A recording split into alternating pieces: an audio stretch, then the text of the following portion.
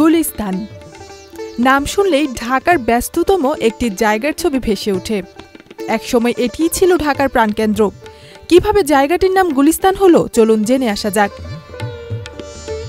শরীফউদ্দীন আহমেদ সম্পাদিত ঢাকা কোষ বলছে, গুলিস্তান সিনেমা হলের নাম অনুসারে এই জায়গার নাম করা হয় গুলিস্তান।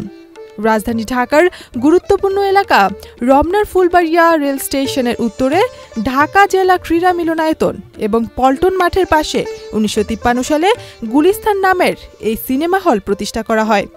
ঢাকায় দীর্ঘদিন যারা বসবাস করছেন তাদের সবার স্মৃতিতেই গুলিস্তান সিনেমা হল আছে কোনো না কোনোভাবে। ওয়ালটন আবারও মিলিয়নিয়ার অফারে ওয়ালটন ফ্রিজ কিনে আপনিও হয়ে যেতে পারেন মিলিয়নিয়ার। ১৯৪৭ সালের দেশ বিভাগের পর কলকাতা চিত্র ব্যবসায়ী খান বাহাদুর ফজল আহমেদ দেশানী ঢাকায় চলে আসেন এবং এই প্রেক্ষাগৃহ নির্মাণ করেন। ১৯৫৩ সালে আগা খান এই হলের উদ্বোধন করেন। এটি ছিল ঢাকার প্রথম শীতাতপ নিয়ন্ত্রিত আধুনিক প্রেক্ষাগৃহ। প্রথমে হলটির নাম ছিল লিবার্টি, পরে নামকরণ করা হয় গুলিস্তান। এখানে দেশি বিদেশি সব সিনেমাই দেখানো হতো। গুলিস্তান শব্দের অর্থ ফুলের বাগান।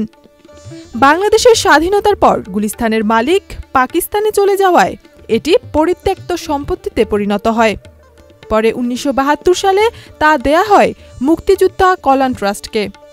২০০৫ সালে তা পুরনো ভবনটি ভেঙে একটি নতুন শপিং কমপ্লেক্স স্থাপন করা হয়।